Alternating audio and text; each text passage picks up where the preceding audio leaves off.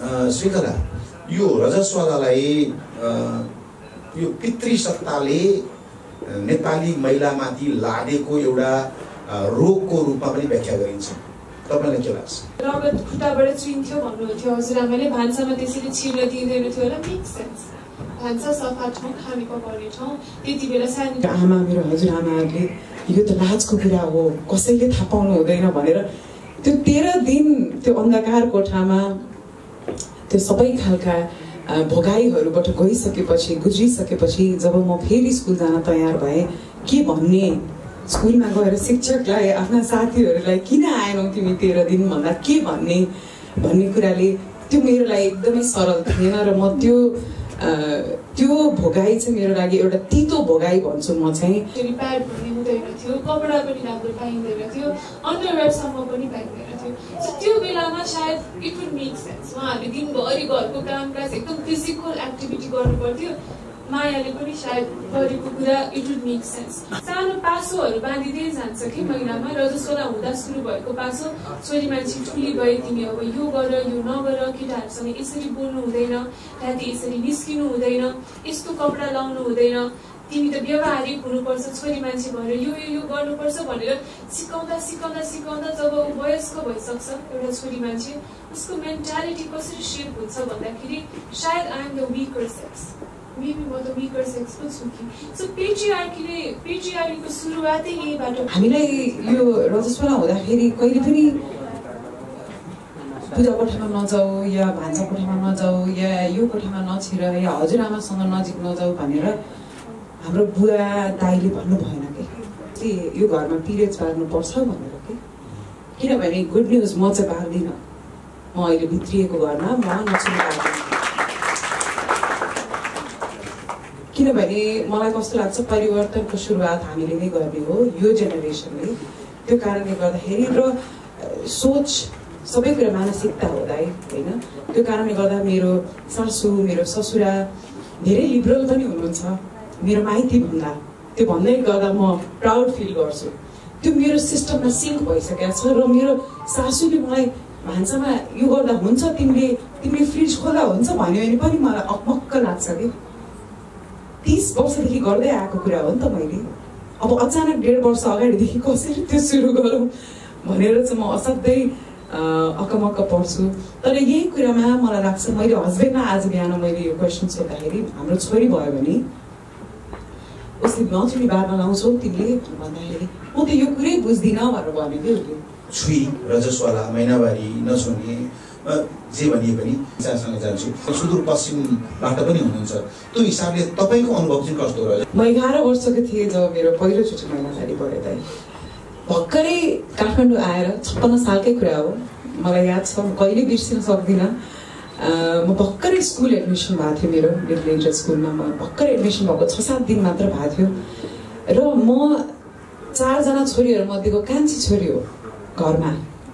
भनेपछि यी सब कुराहरू खास नर्मली हामीले डिस्कस गर्नुपर्ने विषय हुनुपर्ने थियो, तर कहिले पनि महिनावारीको रजस्वलाको बारेमा हामीले खुलेर कहिले पनि कुरा गरेनौँ। सायद त्यही कारणले गर्दाखेरि पनि हाम्रो समाजमा मेन्सुरेसन पिरियड रजस्वला जे नाम दिए पनि, जुन भाषामा यसलाई शब्द दिए पनि यो टाबु बनेको छ अहिले। र त्यो बेलामा मैले फर्स्ट टाइम जब स्कुल जानलाई रेडी हुँदाखेरि, भनौँ न टोइलेट जाँदै गर्दाखेरि जब मैले फिल गरेँ कि एउटा मेरो शरीरले केही चेन्ज केही परिवर्तन मलाई फिल जब भयो, मैले आमालाई आएर भनेँ। किनभने यो फिजिकल मात्र थिएन, यो यसपछि तपाईँको मानसिक, त्यस पछाडि सोसियल, त्यस पछाडि इमोसनल हरेकवटा एस्पेक्टबाट तपाईँ हरेक एस्पेक्टबाट गुज्रिनुपर्छ फर्स्ट टाइम मेन्सुरेसन हुँदाखेरि। सो त्यो बेला मैले आमालाई आएर भन्दाखेरि मलाई एक किसिमको त्यो यस्तो मेरो छाप जस्तो छ, आमाले सबैलाई हुने कुरा त हो नि, तिमीलाई पनि भयो भनेर एकदमै। सायद म चौथो छोरी, उहाँले धेरैजनालाई त्यसरी 3 जना अगाडि छोरीहरूलाई पनि डिल गरिसक्नु भएको बेला एकदम सजिलो प्रकारले लिनुभयो, तर मेरो लागि सजिलो थिएन। 13 दिन बन्द अन्धकार कोठाभित्र मैले बिताएँ। बुवाको आवाज पनि सुन्न नहुने भनेर कपास खोजिदिनुहुन्थ्यो कानमा,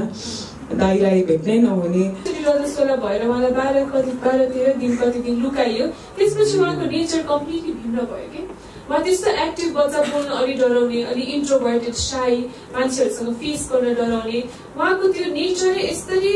त्यो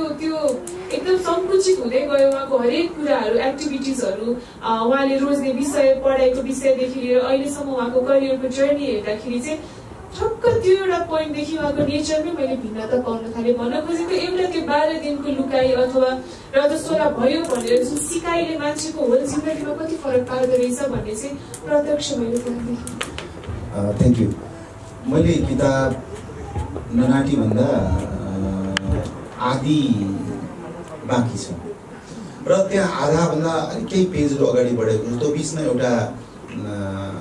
उहाँले जानकारी, यो उपन्यासभित्रै एउटा जानकारी पनि छ कि यो छुई, रजस्वाला, महिनावारी, नछुने, जे भनिए पनि यो विभिन्न जाति, विभिन्न संस्कृतिमा फरक फरक रहेछ यसको। र त्यहाँ एउटा उल्लेख छ, राई लिम्बू दिदी बहिनी भेट्नुहुन्छ होइन त्यहाँ, अनि त्यहाँ उहाँले भन्नुहुन्छ एकजना छेत्री बाहुनी बहिनीलाई म त मिन्स भएकी छु, मैले त्यो पानी छुनु हुँदैन भन्दा के हो त्यो, हाम्रोमा त त्यस्तो केही पनि हुँदैन त भनेर भन्नुहुन्छ क्या। मैले जोड्न खोजेको अब विचारसँग जान्छु। ठाउँअनुसार, भेगअनुसार, जातिअनुसार, क्षेत्रअनुसार पनि यसको बुझाइ, यसको जकड्नेपन फरक हुनसक्छ। तपाईँ सुदूरपश्चिमबाट पनि हुनुहुन्छ, त्यो हिसाबले तपाईँको अनुभव चाहिँ कस्तो रह्यो? जस्तो भनिन्छ नि अझै सुदूरपश्चिम त अझै पनि यो छुवाछुतका लागि पूर्वभन्दा अझै बढी छ भनिन्छ, अझै यो छुवाछुतकै लेभलमा व्यवहार गरिन्छ भन्ने पनि सुनिन्छ। तपाईँको अनुभव चाहिँ के रह्यो? धेरै धेरै धन्यवाद दाइ र धेरै धेरै धन्यवाद घनश्याम पथकज्यूलाई यो कार्यक्रममा हामीलाई सहभागी गराउनु भएकोमा र छुई जस्तो किताब हामी पाठकमा ल्याउनु भएकोमा र छुई जस्तो किताब लेख्नु भएकोमा चाहिँ यहाँलाई सलाम छ मेरो।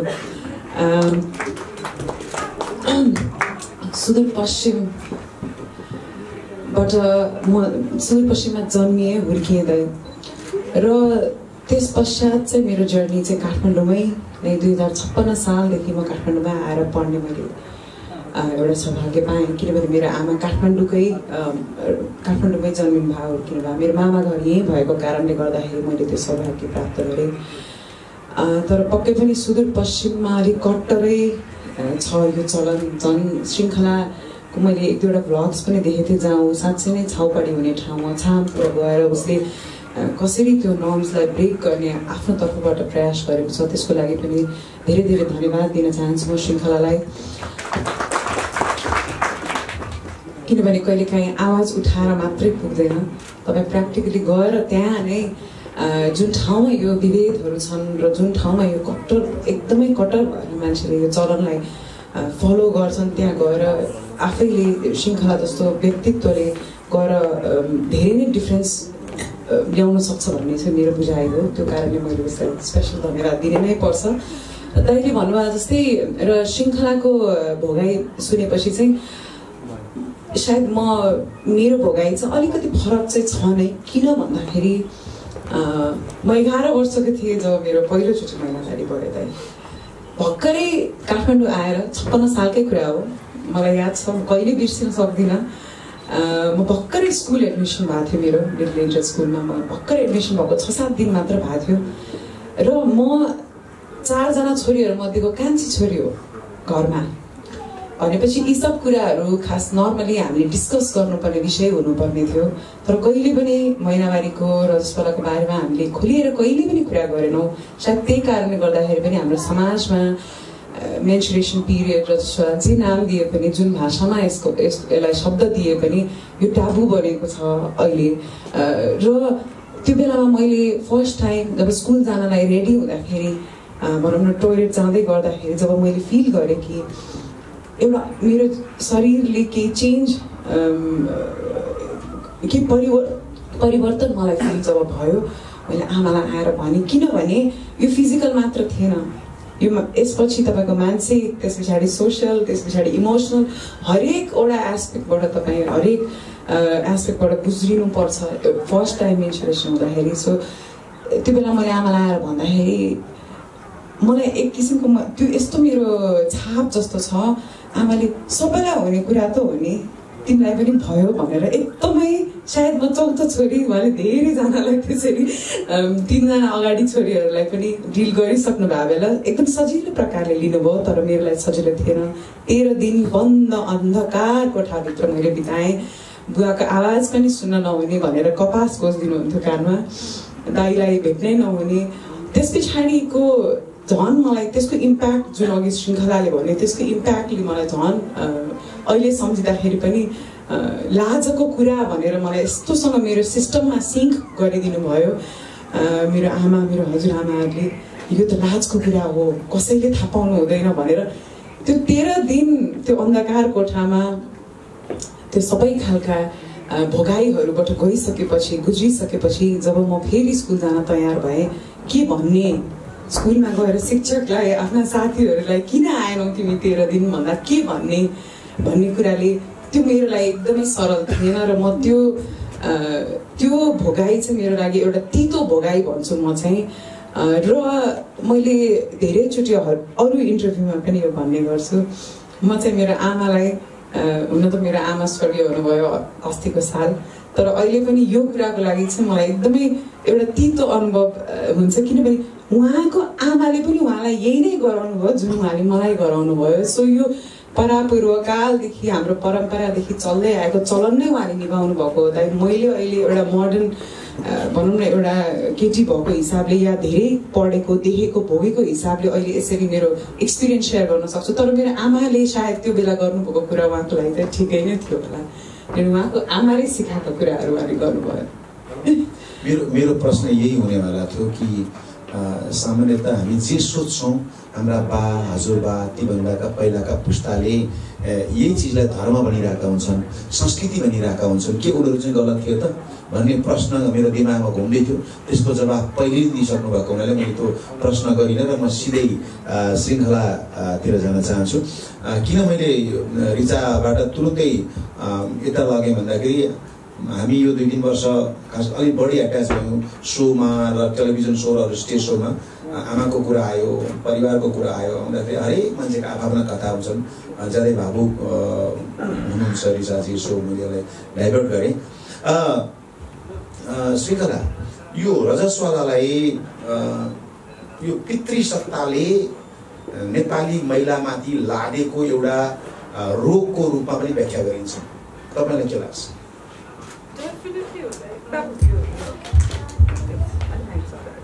एकदम डेफिनेटली हो यो कुरा। धेरै रिसर्चहरूले पनि के देखाएका छन्, अझ नेपाली समाजमा साउथ एसियन यो दक्षिण एसियाली मुलुकहरूमा हामीले हेर्दाखेरि चाहिँ पितृसत्ताको पहिलो त्यो बिउ चाहिँ कहाँ गाडिँदो रहेछ, घरमा कहाँ सुरु हुँदो रहेछ भन्दा ठ्याक्क रजस्वलादेखि सुरु हुँदो रहेछ। हुर्किँदाखेरि बढ्दाखेरि सबैले आफ्ना छोराछोरीलाई माया गर्छन्, उत्तिकै मायाले पोषणले अङ्गालो माया सबै कुरा बराबर गरेर हुर्काइन्छ। 8, 9, 10, 11, 12 कति वर्षसम्म सबै दाजुबहिनी छोराछोरी बराबरी नै हुर्किन्छन् होइन। एउटा कुन पोइन्टमा आएर यो ठ्याक्क छुट्टिँदो रहेछ भन्दा एक्ज्याक्टली यो रजस्वला हुने पोइन्टबाट चाहिँ घरमा चाहिँ छोरा र छोरीको विभेद सुरु हुने पहिलो बिउ चाहिँ त्यहाँबाट सुरु हुने रहेछ। भाइ छ, भाइले दिदीलाई हेर्छ, हरेक महिना 4 दिन चाहिँ कहीँ छुनु नहुने, केही गर्न नहुने, भान्सामा छुनु नहुने, कार्पेटमा छुनु नहुने, सोफामा बस्नु नहुने देख्छ उसले। त्यो एउटा सानो बालकको दिमागमा के पर्छ, उसले सोध्छ किन दिदी यसो भयो भन्दाखेरि ए ऊ त नछुनी भाछी यहाँ छुनु हुँदैन, किन भाछे भनेर भाइले सायद प्रश्न गर्छ। अनि भनिन्छ ऊ चाहिँ अलिक विक छ यो बेला, ऊ अलिकति कमजोर छ, उसलाई अलिक धेरै माया गर्नुपर्छ। जेसुकै एउटा के भन्छ स्टोरी क्रिएट गरेर भए पनि राम्रो एउटा यो भनेको राम्रो हो भनेर त्यो सिकाउँदा गरेर उसलाई माया गरेर चाहिँ हामीले यसरी राखेको 4 दिन चाहिँ ऊ अलिक कमजोर छ भने अब सानो उमेरदेखि नै त्यो दाजु बहिनीमा दिदी भाइमा चाहिँ त्यो पावर डाइनामिक्स चाहिँ चेन्ज भयो क्या। अब महिला चाहिँ 4 दिन त कमजोर भयो सानै उमेरदेखि नै, भनेपछि त्यो पावर डाइनामिक्सको त्यो चेन्ज चाहिँ पछिसम्म साइकोलोजिकली जाने रहेछ। र यो अब्जेक्टिफाई हुने महिलाहरूलाई चाहिँ नि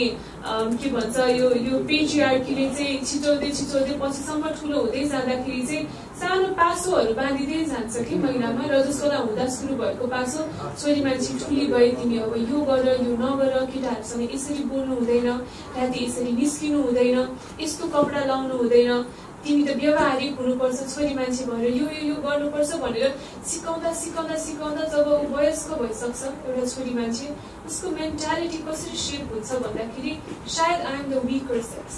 मेबी म त विकर सेक्सको छु कि सो पेट्रियार्कीको सुरुवातै यहीबाट भएको कारणले यो उन्मूलन गर्न सक्यौँ भने मलाई जहाँसम्म लाग्छ धेरै कुराहरू चाहिँ बिस्तारै सल्भ हुँदै जान्छन् जस्तो लाग्छ। एउटा मलाई ठ्याक्क प्रश्न दिमागमा आयो सुन्नु आयो सायद धेरैको प्रश्न हुनसक्छ जस्तो तपाईँले स्टार्टिङदेखि नै मानसिक रूपमा कमजोर बनाइयो भन्ने चिज प्रश्नमा आयो विभिन्न एङ्गलबाट प्रश्न आउन सक्छ नि जस्तो यो एउटा जैविक र प्राकृतिक क्रिया हो होइन त्यो कारणले केही न केही शारीरिक कमजोरी त पक्कै पनि हुनसक्छ राइट होइन त्यो चाहिँ मैले एउटा पुरुष भएर मात्रै पनि भने होइन विभिन्न एङ्गलबाट प्रश्न पनि आउँछ नि त सो यहाँ त सुन्ने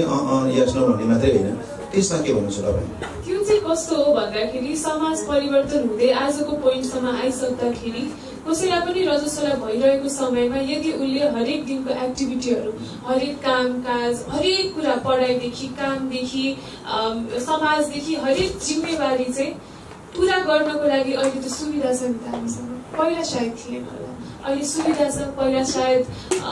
रगत खुट्टाबाट चुइन्थ्यो भन्नुहुन्थ्यो हजुरआमाले भान्सामा त्यसरी छिर्न दिँदैन थियो होला मेक सेन्स भान्सा सफा ठाउँ खाने पकाउने ठाउँ त्यति बेला सेनिटरी प्याड भन्ने हुँदैन थियो कपडा पनि राम्रो पाइँदैन थियो अन्डरवेयरसम्म पनि पाइँदैन थियो त्यो बेलामा सायद इट वुड मेक सेन्स उहाँहरूले दिनभरि घरको कामकाज एकदम फिजिकल एक्टिभिटी गर्नु पर्थ्यो मायाले पनि सायद गरेको कुरा इट वुड मेक सेन्स तर आजको दिनमा वुमेन इम्पावरमेन्ट भने के हो त वुमेन इम्पावरमेन्ट हामी महिला सशक्तिकरणको कुरा गरिरहेका सशक्तिकरणको हामीले चाहिँ डेफिनेसन बुझ्न जरुरी छ त्यसको डेफिनेसन के छ भन्दा कुनै पनि महिलाले आफूलाई आफ्नो चोइसले आफ्नो जीवन बिताउन पाउने अधिकार भनेको सशक्तिकरण हो त्यो सशक्तिकरणलाई जोड दिनको लागि चाहिँ महिलालाई शिक्षा दिनुपर्छ उहाँलाई अवेर बनाउनुपर्छ र एउटा शिक्षित महिलाले आफ्नो मन लागेको कुरा गर्न पाउने आफ्नो इच्छाको कुरा आफ्नो चोइसको कुरा गर्न पाउने भनेको वुमेन एम्पावरमेन्ट हो र यदि मलाई चाहिँ 4 दिन मलाई लुकेर बस्नु छैन 4 दिन मलाई कतैबाट पनि पन्छिएर बस्नु छैन 4 दिन मलाई कुनै पनि वेबाट वीक फिल हुँदैन भने समाजले मलाई भन्ने राइट छैन कि त चाहिँ 4 दिन चाहिँ वीक छेस भनेर जब मलाई वीक फिल भएको छैन भने सो बेसिक डेफिनेसन चाहिँ यहाँबाट फरक आउँछ चोइसमा फरक आउँछ। Thank you. म रिसामा जान्छु यो जस्तो रजस्वलाको समयमा त्यो 4 दिन 5 दिन या तपाईँको शरीरले जुन गतिविधि गरिरहेको हुन्छ केही न केही कमी कमजोरी भइरहेको हुन्छ त्यो बेला तपाईँलाई उत्प्रेरणाको आवश्यकता पर्छ सहयोगको आवश्यकता पर्ला होइन अझै शारीरिक र मानसिक पोषणको आवश्यकता पर्ला होइन यी सबै चिज तपाईँलाई के घटिरहेछ भन्ने कुरो स्वभावगत प्रकृतिले हामीले फरक बनाएको कारणले पनि होला पुरुषले त्यति कल्पना गर्न सक्छ ठ्याक्कै तपाईँलाई के भइरहेछ त्यो उसलाई थाहा नहुन सक्छ होइन अब तपाईँले भनिदिनुहोस् कि त्यस्तो बेलामा एउटा पुरुषको जिम्मेवारी के हुन सक्छ के हुनुपर्छ ठ्याक्कै मैले के भर्खर पनि तपाईँको 1.5 वर्ष पनि मलाई लाग्यो अलिक बढी अनुभवी भएको कारणले तपाईँलाई राखेँ म श्रृङ्खलालाई आगो राख्छु।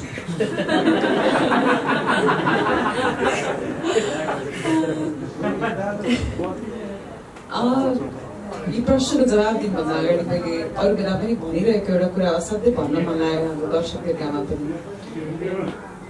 हामीलाई यो रजस्वला हुँदाखेरि कहिले पनि पूजा कोठामा नजाऊ या भान्सा कोठामा नजाऊ या यो कोठामा नछिर या हजुरआमासँग नजिक नजाऊ भनेर हाम्रो बुवा दाइले भन्नु भएन कि सधैँ आमा हजुरआमा दिदीबहिनीले भन्नुभयो हामीलाई यो कुराहरू होइन तर तपाईँको पेट्रियार्कीको कुरा गर्दाखेरि चाहिँ अघि श्रृङ्खलाले यो पोइन्ट पनि ल्याइसकेका छ सो म रिपिट गरिरहनु त चाहदिनँ तर मेनको रोल के हुनसक्छ त यसलाई इजी बनाइदिनलाई होइन अबको जेनेरेसनमा झन् के हुनसक्छ आज बिहान म यो छुईको लन्चभन्दा अगाडि आउनु मैले मेरो हस्बेन्डलाई सोधेँ कि भोलि गएर हाम्रो छोरी भयो भने उसले यो घरमा पिरियड्स बार्नुपर्छ भनेर के किनभने गुड न्युज म चाहिँ बार्दिनँ म अहिले भित्रिएको घरमा म नछुने बार्दिनँ किनभने मलाई कस्तो लाग्छ परिवर्तनको सुरुवात हामीले नै गर्ने हो यो जेनेरेसनले त्यो कारणले गर्दाखेरि र सोच सबै कुरा मानसिकता होला होइन त्यो कारणले गर्दा मेरो सासू मेरो ससुरा धेरै लिबरल पनि हुनुहुन्छ मेरो माइती भन्दा त्यो भन्दै गर्दा म प्राउड फिल गर्छु धेरै लिबरल हुनुहुन्छ तर पनि मेरो सिस्टममा एउटा के कुरा सिङ्क भएछ भने दाइ मैले 30 वर्ष मेरो माइतीमा बसिराख्दाखेरि मेरो आमाले मलाई दिनुभएको संस्कार र परम्परा र शिक्षा जुन छ नि त्यो मेरो सिस्टममा सिङ्क भइसकेको छ र मेरो सासूले मलाई भान्सामा यो गर्दा हुन्छ तिमीले फ्रिज खोला हुन्छ भन्यो भने पनि मलाई अकमक्क लाग्छ कि 30 वर्षदेखि गर्दै आएको कुरा हो नि त मैले अब अचानक 1.5 वर्ष अगाडिदेखि कसरी त्यो सुरु गरौँ भनेर चाहिँ म असाध्यै अकमक्क पर्छु तर यही कुरामा मलाई लाग्छ मैले हस्बेन्डलाई आज बिहान मैले यो क्वेसन सोद्धाखेरि हाम्रो छोरी भयो भने उसले नछुनी बार्न लाउँछौ तिमीले भन्दाखेरि म त यो कुरै बुझ्दिनँ भनेर भन्यो कि उसले भनेपछि यो अफकोर्स सोसाइटी डोमिनेटेड चाहिँ मेलले नै गरिरहेको छ तर मेन्सुरेसनको कुरामा चाहिँ फिमेल्सहरू एकदमै नै प्रोग्रेसिभ सोचाइ उहाँहरूको छैन जस्तो लाग्छ अझै पनि रिग्रेटफुलै छौँ अझै पनि हामी सिटीको मात्र कुरा नगरौँ आजको दिनमा हामीले गाउँको कुरा गाउँमा हेर्दाखेरि अझै पनि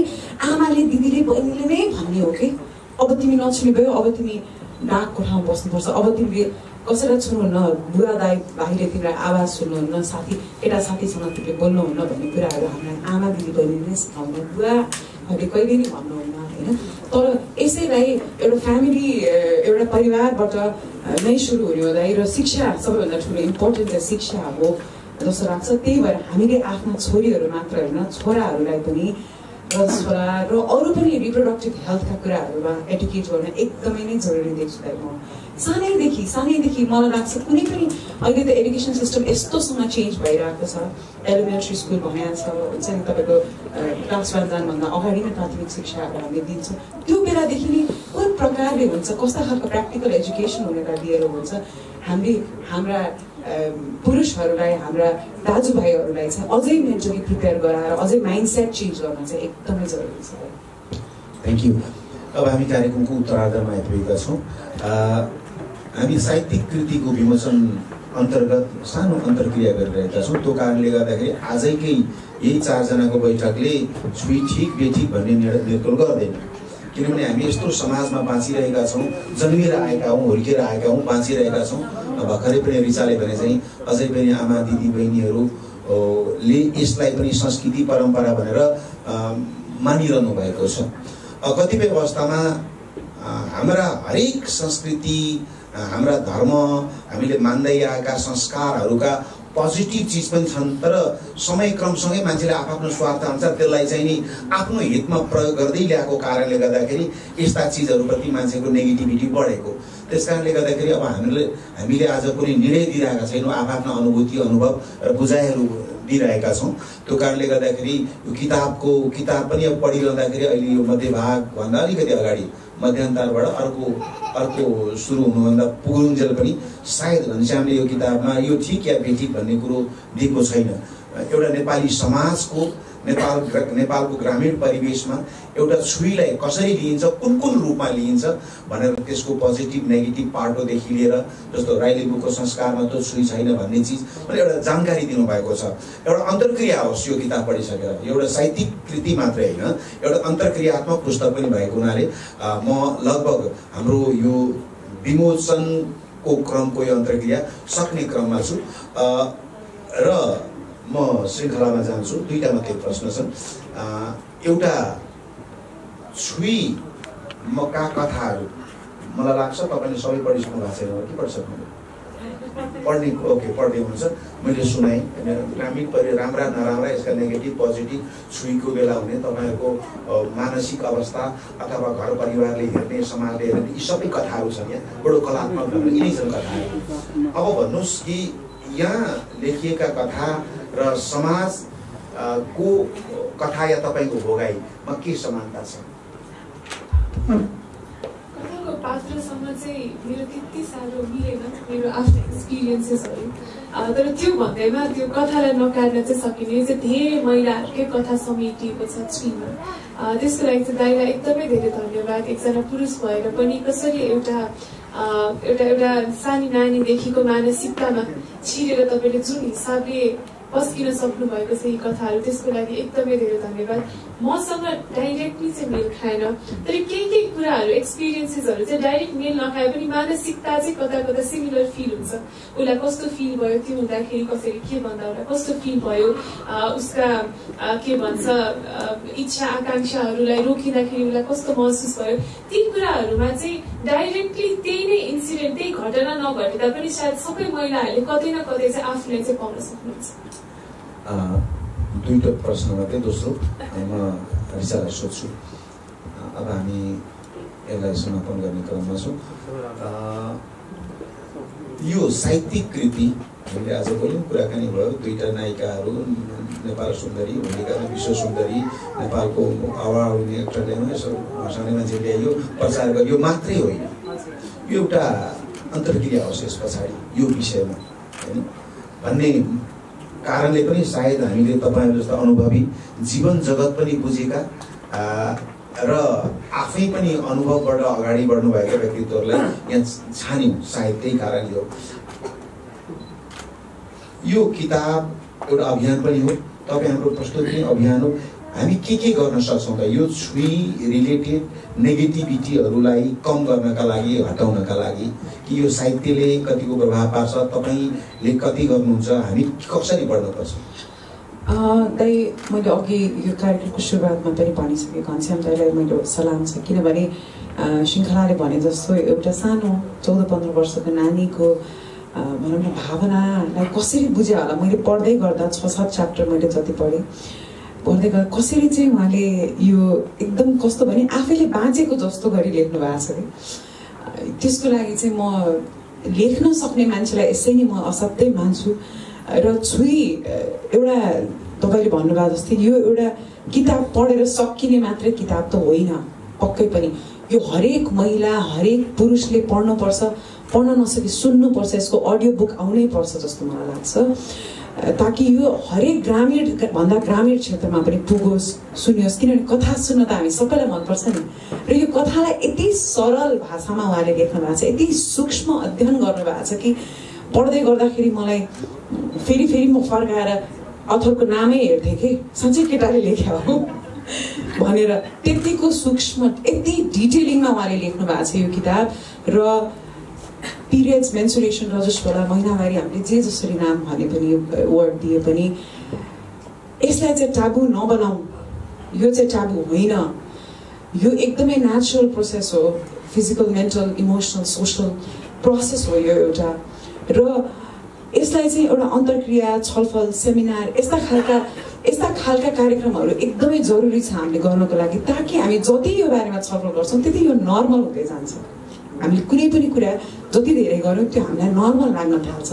र त्यो कारणले गर्दाखेरि पनि छुई जस्तो किताब म एउटा चलचित्रकर्मी भएको कारणले गर्दाखेरि म चाहन्छु कि एउटा ठुलो सिल्भर स्क्रिनमा पनि यो किताबको मोसन पिक्चर हेर्न पाइयोस् कुनै दिन हामीले हाम्रो नजिकैको हाम्रो छिमेकी देश भारतमा प्याडम्यान बन्दाखेरि कति प्राउडली कुरा गर्छौँ त्यसको तर प्याडम्यान जस्ता हजारौं कथाहरू यही हाम्रो देशमा यही सुदूरपश्चिम जानुभयो भने तपाईँको मनै चिरिने खालका हुन्छ नि कथाहरू हामीले देख्न पाउँछौँ हामीले भोग्न पाउँछौँ सुनेका छौँ त्यो कारणले गर्दाखेरि म एउटा चलचित्र कर्मी भएको कारणले गर्दाखेरि चाहिँ अहिले म कुनै त्यस्तो खालको प्रतिबद्धता त दिन सक्दिनँ दाइ तर म डेफिनेटली हामीले अर्ग्यानिक कथा खै त भन्दाखेरि छुईको नाम पक्कै लिनेछु अब बिट मार्नुभन्दा अगाडि म पुनः एकपटक म धन्यवाद दिन चाहन्छु विशेषतः घनश्याम भाइको तर्फबाट प्रकाशकको तर्फबाट बोल्ने कुरो पनि आउला म गेस्टको रूपमा यहाँ आए पनि मोडरेटरको रूपमा आए पनि म वास्तवमा आयोजक पनि भएको हुनाले तपाईँहरू विशेषतः हामीले एकै फोनमा एकैपटक ओके भनिदिनु भयो रिचालाई त म जित्थेँ होला सँगै काम गरे हुनाले तर श्रृङ्खलाको व्यस्तता अनि उनको उचाइ त्यसको अर्थ उनको कम उचाइ छ भन्ने खोजे होइन परिवारकै मान्छेलाई त हाम्रो त्यो पालो पिलो हुन्छ नि पैँचो लाउने भन्ने हुन्छ श्रृङ्खला एउटै फोनमा विषयवस्तुलाई सुनेर होइन किताबको शीर्षक सुनेर दाइ म आउँछु ओके भनेर स्वीकार गर्नुभयो म तपाईँलाई धन्यवाद दिन चाहन्छु जति माथि सोचेका थियौँ हिरो हिरोइनहरू सेलिब्रिटीहरू अझै नेपाल सुन्नेहरू भारी हुन्छन् यिनीहरूलाई बोक्नै सकिँदैन त्यस्तो होइन रहेछ थ्याङ्क यू धेरै धेरै धन्यवाद अब मैले तपाईँहरूलाई सोधेँ अब तपाईँले एकवटा प्रश्न लेखकलाई स्रष्टालाई सोध्नुपर्ने हुन्छ मैले त अघि त्यही मेरो एकदम प्रश्न सजिलो छ घनश्यामजी मैले अघि पनि भने श्रृङ्खलाले पनि मेन्सन गरिसकेका छ तपाईँ एउटा पुरुष भएर कसरी यस्तो डिटेलिङमा आफैले भोगेकै जसरी यो छुईको कथा लेख्नुभयो धन्यवाद पालो आउँदैन जस्तो लागेको आयो मैले आँखाको भाषा बुझिरहेको थिएँ दाइ कोही लास्ट क्वेसन यो सबै कुरा भन्नलाई समय धेरै लाग्छ तर हामीसँग छोटोमा भन्नुपर्दा हामीसँग माइन्डका 3 चरण हुँदो रहेछन् प्रिकन्सियस अनकन्सियस र कन्सियस कुनै दिन एउटा घटना इभेन्टलाई मैले अनकन्सियस माइन्डमा राखेको छु त्यो घटना चाहिँ फेरि मेरो कन्सियस माइन्डमा बारम्बार रिपिट हुँदै आउन थाल्यो मतलब मिसेसको केसबाट आउन थाल्यो मासिक चक्र हो महिना दिन त्यो आइरह्यो भनेपछि त्यो घटनाले मलाई अब तान्न थाल्यो अनि तानेपछि मैले ठ्याक्कै स्कुले जीवनमा पुगेँ तपाईँहरूले किताबमा पनि देख्न सक्नुहुन्छ त्यो इभेन्ट भन्न मन लाग्यो मलाई कक्षामा सर आउँदा हामी सबै good morning sir good afternoon sir भनेर उठ्ने गर्छौँ तर एकजना मेरो साथी त्यस दिन उठ्नु भएन र ऊ नउठेको देख्ने अभागी भनौँ म या भाग्यमानी भनौँ अभागी त्यो अर्थमा त्यस्तो किन नियत राखिस् म आफैलाई प्रश्न गर्छु भाग्यमानी त्यो अर्थमा त्यो थिएन भने छुई आउँदैन थियो त्यो मैले देखेँ त्यो देखेपछि मैले साथीलाई भने सबैजना उठे त्यो किन उठिन साथीले भनेन खोइ थाहा भएन भनेर म त्यसको चियोमा लागेँ दाजु इमान्दार साथ भन्दा म त्यसको चियोमा लागेँ चियोमा लागिसकेपछि तपाईँहरूले छुई पढ्दा भेट्नुहुन्छ पछि उसलाई छुई भएको रहेछ उसको फ्रकमा रगत लागेको रहेछ त्यो रगत लागेको बेन्चसम्म पुगेको रहेछ त्यो बेन्च उठ्दाखेरि रगत बेन्चमा पनि देखिने भयो उसको फ्रकमा पनि देखिने भयो त्यो अरूले थाहा पाउने भयो अब त्यो अरूले थाहा पाउनु भन्दा बरु सरले देख्नु भएन भने त उसले जित्ने भयो त्यसकारण ऊ बस्या रहेछ त्यसलाई चियाएर हेर्दै जाँदा अन्तिममा मैले के भेटेँ भने उसकै 2-3 जना साथीहरूले लास्टमा स्कुल बाहिरबाट बालुवा सालुवा लगेर त्यो डेस्क बेन्च चक होइन मेरो इभेन्टमा चाहिँ बालुवा लगेर त्यो बेन्चमा लागेको रगतलाई पुछे त्यो रगतलाई पुछेर सफा गरे त्यो मैले उनीहरूले थाहा नपाउने तरिकाले अब्जर्भ गरेँ र मलाई लाग्यो यस्तो पनि घटना हुँदो रहेछ मेरो श्रीमती दीक्षा इन्छिन् मेरो श्रीमतीमा यो मासिक चक्र आइरहँदा मैले त्यो इभेन्टलाई बारम्बार प्रतिबिम्बित गर्न पाएँ मेरो माइन्डमा त्यसपछि म यसमा लेख्न कतिको आँट आउला भनेर उहीसँग छलफल गर्न थालेँ दीक्षासँग तर सोचे जति उनले पनि त्यता भनिनन् सोचे जति भनिनन् केही इभेन्टहरू भने अनि मैले हजुरआमा दिदी मम्मी 2-4वटा मुभी अनि रिसर्च पुराणले के भन्छ वेदले के भन्छ पण्डितहरू डाक्टरहरूको पनि के छ अर्को प्रसङ्गमा छ यो भित्र त्यतातिर लागे गर्दै जाँदा त्यो फिल मैले डेभलप गर्न सकेछु अहिले तपाईँले भनिरहँदा मलाई चाहिँ यही मात्रै डाउट छ कि एकजना महिला अधिकार कर्मीले हाम्रो पीडालाई त पुरुषले कतै पनि छुन सकिनुहोस् भनिदिनुहुन्छ होला सायद मैले त्यति अपेक्षा राखेको थिएँ धेरै पाएँ धन्यवाद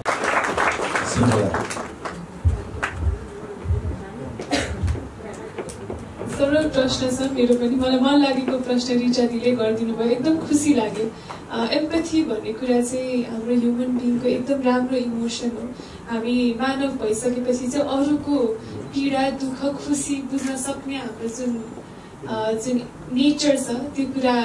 चाहिँ मलाई हजुरले चाहिँ यस्तो राम्ररी उतारेर चाहिँ त्यो साबित मात्र होइन, एउटा पुरुषले पनि महिलाको पीडालाई यति नजिकैसँग बुझ्न सक्दो रहेछ, एक्सपिरियन्सेसहरूलाई यति नजिकसँग बुझेर हामीले भोगेको जस्तै गरी लेख्न सक्नुहुँदो रहेछ, त्यसको लागि चाहिँ धेरै धन्यवाद। सिम्पल प्रश्न छ, छुई एउटा सबै किताब लेखेर आज विमोचनै भइसक्दाखेरि किताबबाट यहाँले समाजमा चाहिँ परिवर्तन कस्तो आउला भन्ने आशा राख्नु भएको छ, अथवा किताबबाट चाहिँ के कस्तो चेन्जेसहरू आउलान् भन्ने हजुरको आफ्नो थोरै केही आशा होला, ती कुरा चाहिँ प्रकाश पारिदिनुहोस् न।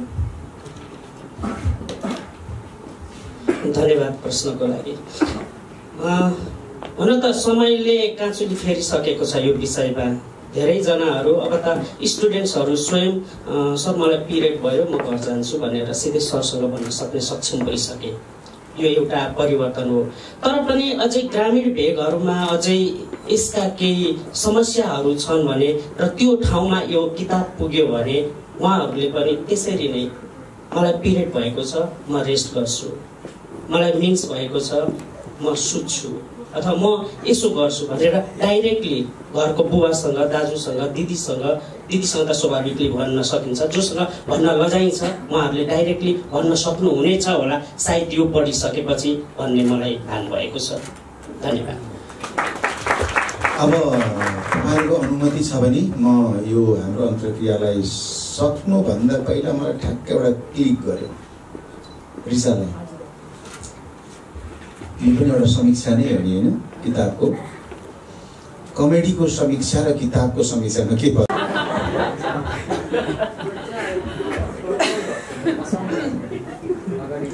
म चाहिँ एउटा एकदम रेगुलर पाठक हो,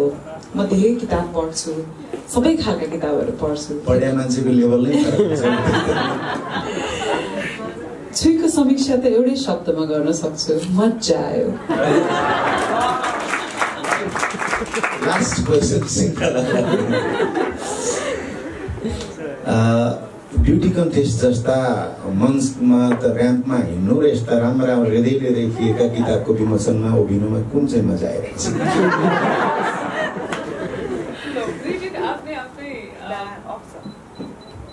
आफ्नो आफ्नै मजा छ चाहिँ। ब्युटी प्याजेन्टको त त्यो स्टेजमा हिँड्नु त एकचोटिको कुरा हो, तर यस्ता कुराहरूले चाहिँ मनदेखि नै एकदम खुसी लागेर आउँछ अनि आनन्द आउँछ। बस मैले यो मलाई दिएको जिम्मेवारी कसरी पुरा गर्न सक्ने थाहा छैन, भुलचुक लेनिदिने यहाँहरू दुवैलाई धन्यवाद। यो अवसर दिएको घनश्याम र प्रकाशक टोलीलाई धन्यवाद दिँदै महिला यो अन्तर्क्रिया चाहिँ यहीँ अन्त गर्छु। बाँकी सरजी